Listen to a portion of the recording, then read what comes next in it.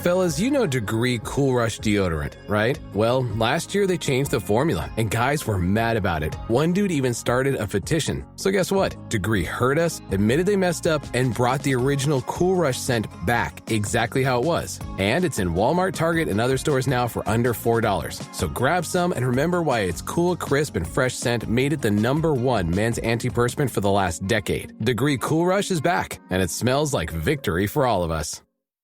Auto insurance can all seem the same until it comes time to use it. So don't get stuck paying more for less coverage. Switch to USAA Auto Insurance and you could start saving money in no time. Get a quote today. Restrictions apply. USAA. Hilton brings you new ways to stay, with experiences that let you capture the glory days. Introducing the Graduate Hotels. Each inspired by local college towns, these stays are always original and never boring. Get in touch with traditions all across the country and enjoy a stay that's a class above the rest. Book at Graduate Hotels with Hilton Honors Points at Hilton.com. It's a win-win. Hilton, for the stay. All right, welcome to High School Hoops, episode 53. I'm going to go on record to say that I'm not the sharpest tool in the shed, but after a year of doing this, I finally figured out that we should save some time, and Jake and I should do the intro together. So we're gonna save a little time. But before we get to that, I want to give two big shout outs. One to Dr. Dish, the #1 shooting machine. I'm going to tell you a story, Coach. So I'm out. I won't tell which school it was, but I was out at a school out east with my son looking at schools. Yeah. And one of the schools had a Dr. Dish. One had whatever the other one is, Shoot Away or whatever. Shoot Away, yep. Yeah. And so the Dr. Dish coach, I'm talking to him. I go, "Oh man, you got a couple of those. Those are really nice." Blah, blah, blah. And he goes, "Yeah, we had some problems with them." And I'm going, "Oh no!" It was going to lead into like, "Oh, they're on my podcast and stuff." And then he goes, "No, but their customer service has been unbelievable. I bought one and then it wasn't working. They sent me another one and they've been so good." And it's like, "Oh, thank goodness." So it wasn't just me that gets that good customer service, but so go over and mention High School Hoops. You get $300 off your purchase. If you're going to see Zone this year, you definitely need that. Absolutely. And then the second bit of advice is go over and check out teachhoops.com for coaches who want to get better. I just got off a call. I just can't imagine a better resource, especially right now. I know all of you are freaking out because the season is, for some of you, like 50 days away. It's a great time to go by. You will not be disappointed. The reason I give a 14-day free trial is I know once you get in there, you're going to love it. And I just put up, so Jake's going to have to go check this out. I just put up a new one, preseason course with all the stuff that we do in our preseason. We do how we self-scout, how we map out the year, how we talk about nutrition, how we do our practicing, how we do conditioning, how we do weights and sleep and all sorts of stuff. Everything we do preseason, I'm still adding to it, but we put in there. It's really awesome. So I'm patting myself on the back because it took about a month to get it done. All right, so go check that out. All right, so to the episode 53, as my iWatch goes off.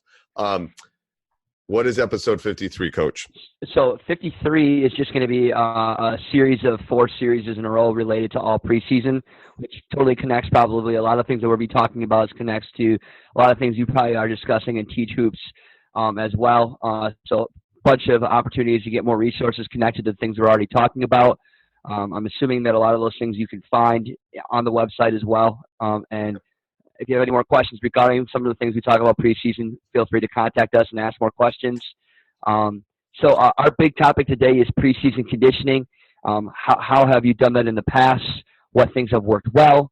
And how do you get your players to condition themselves before the season starts? Because, you've got to be more in basketball shape before you even start the season, because your body's going to wear and tear. And I think it's super important to get these kids ready to go before even they start the first day of practice. Right. So here's this. I'm going to go on my soapbox for a couple of minutes.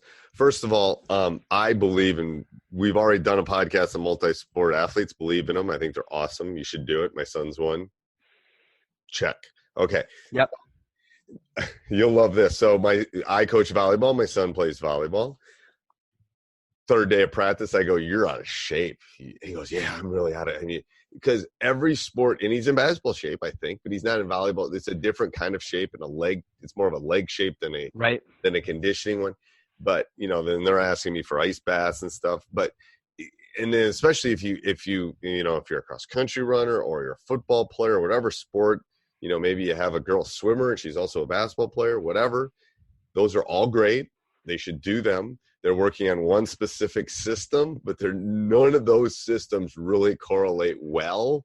Probably volleyball is one of the closer ones. Really correlate well with basketball conditioning, which is a slow, fast, stop, slow, fast.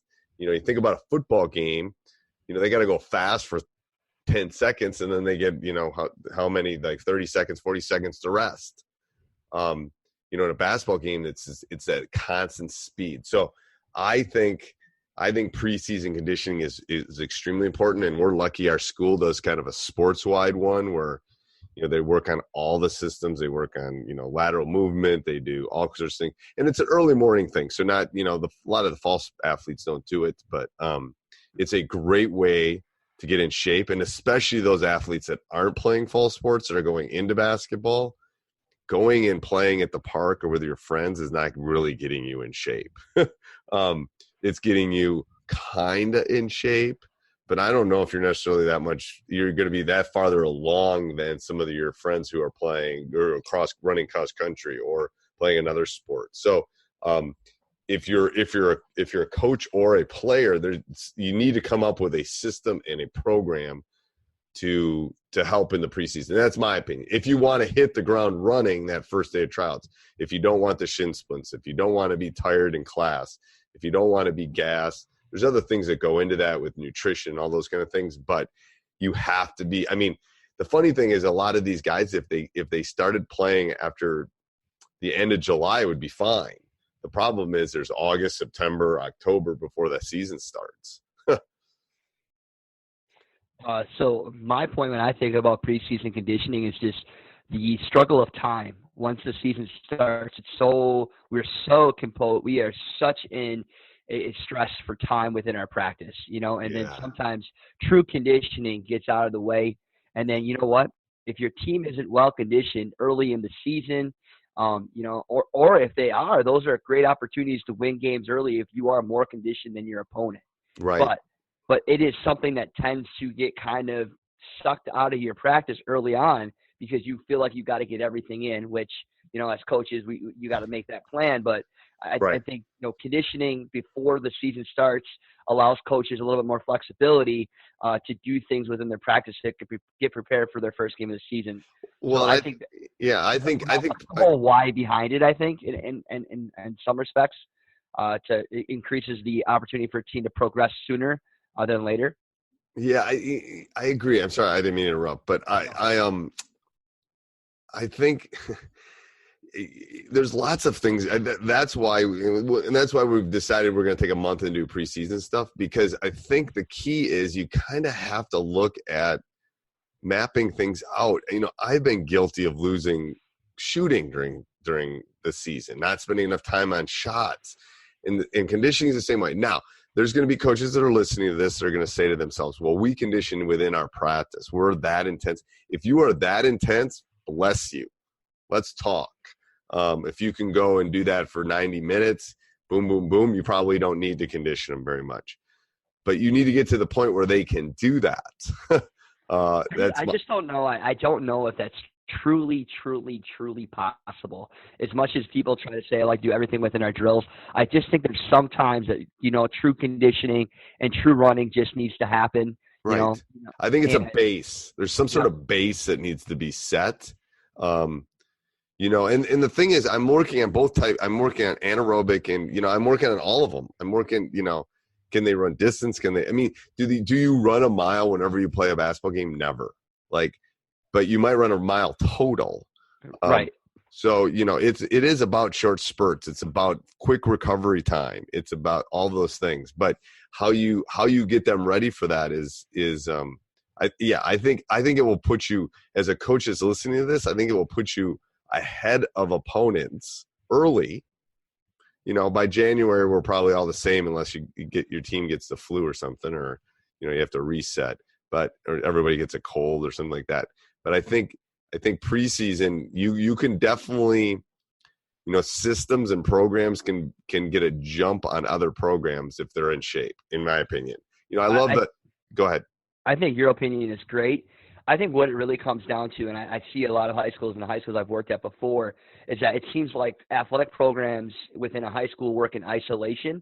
I think that it's much better for your high school to work with togetherness and say, all right, so if I'm a fall sport athlete coach, maybe I support winter conditioning, or if I'm a spring coach, maybe the winter coaches support conditioning and do that. Because I don't know how every state is within contact, but if you could get other coaches to support the other athletes conditioning, it makes a huge growth for all of the sports. I just feel often that teams are constantly working in isolation when we should all be working together. Well, it's no different. It's an extension of the weight room. It's right. It's an extension of. So what I think it does is it brings the team together before the teams act. I mean, there's kids that are conditioning that probably won't make teams. I don't know. I mean, but it happens. It happens. It's no different than kids lifting weights maybe and don't make the football team. But I think the conditioning thing can build camaraderie. I think you're right, within a school, but also within the team. And depending on where you're listening, as people listen all over the world, maybe your association doesn't allow that sort of thing. The kids can do it. No one can tell the bunch of kids that they can't get together and run a hill out in the back of the school. So it can always be kid driven. Like, the kids want to do it, and you give them a little direction, they can do that. You think outside the box. We're now in a generation where you can create videos very quickly of certain things you want kids to do, getting things out there. Utilizing their phones and so forth to be able to do things at the luxury of a quick touch of their phone. They'd be able to access different conditioning things to make it very easy. It's about you and what you put that in front of them, and then you got to constantly emphasize and encourage. You are what you emphasize within your program. So if you really emphasize preseason conditioning, it's got to be something that it's talked about over and over and emphasized all the time. Right. And the thing is, you can do hills like we're in Wisconsin, the Badgers do hills. And as you're running the hill, you see Purdue, and then you see Michigan State, you see signs. There's all sorts of creative ways to get the kids motivated to do these kind of things.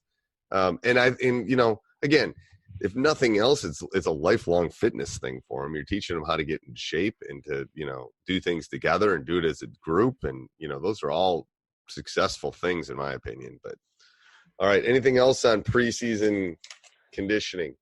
No, the full timeout today, and I was at the gym today. Oh, you were? Good for you. I was, and I've been really working real hard. What is your suggestions for muscle recovery for your players? Muscle recovery. I'm a big ice bath guy. I love ice baths. That's a great question. I'm not sure if I have a specific thing for muscle recovery. I'm definitely more conscious of how their bodies are feeling and talking to them about, their legs. Like I know like I was saying, my volleyball guys after Saturday's practice, I think they thought because we played 4 matches on Friday, then we practiced on Saturday. Yeah. So I got them up. They were in the gym by 10 the next day, and we didn't get out of there until probably 9 or 10 the night before, and their legs were gone. So, I'm also talking to them. It was more of a defensive practice. We weren't doing as much jumping. It was more passing. So I think, as I've gotten older, that's kind of, I'm trying to read their bodies a little bit. In my 20s and 30s, I probably said, oh, we're going to have a full practice, 3 hours. Oh, it's like, I'm trying to read them. So my muscle recovery, that's probably the best, because I know they're teenage boys and they're eating like crap for the most part and not getting enough sleep because school hasn't started yet. And, but what do you do? I am going to say that my new love for muscle recovery is yoga. Ooh, I like that. There's about a couple of basketball DVDs out there for yoga. I started doing yoga the last couple months ago, and just my body, my spine, the recovery from working out is fantastic. My last year coaching high school basketball, we did yoga. And then another thing is ending practice with static stretching, which is a very similar correspondence to yoga, and just, it's a great way to talk to your guys as they stretch out and stretch out each other. Instead of just ending your practice with a breakdown, you end with static stretching, really forcing them to stretch out their muscles, and emphasizing hydration is a great way for recovery. I love that. That's a great idea. I love the static thing too. I love that at the end. Yep. A great way to keep them focused. Right. Okay. And so you're talking and they're stretching, they learn that routine. And then it's a good way to talk to your guys while they're just kind of emphasizing and focusing on stretching their muscles, That's great. All right. Perfect. Till next week, Coach. All right. Sounds good. Right, Thanks, bye-bye. Coach. Bye-bye. This podcast is part of the Sports Social Podcast Network.